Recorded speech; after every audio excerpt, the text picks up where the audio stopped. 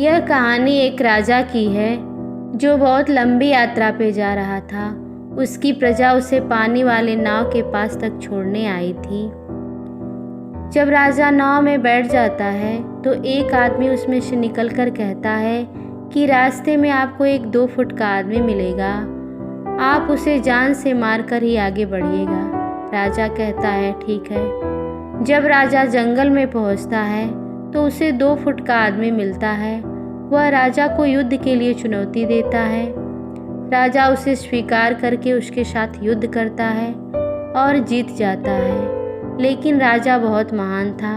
वह सोचता है कि इस 2 फुट के आदमी को क्या मारना। इस तरह से उसे छोड़कर वह आगे बढ़ जाता है।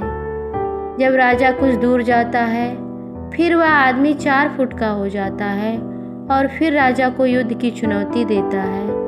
राजा उसे स्वीकार करके उसके साथ युद्ध करता है। राजा बहुत महान था, फिर वह जीत जाता है। फिर मन में सोचता है कि इस 4 फुट के आदमी को क्या मारना, फिर उसे छोड़कर आगे बढ़ जाता है।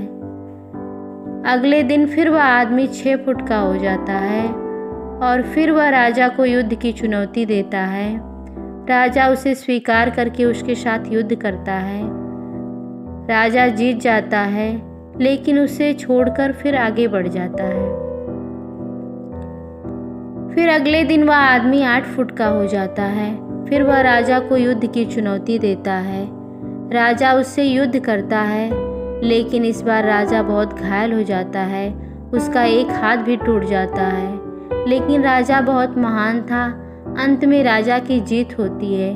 लेकिन इस बार राजा उस आदमी को छोड़ता नहीं है, वह उसे जान से मार देता है।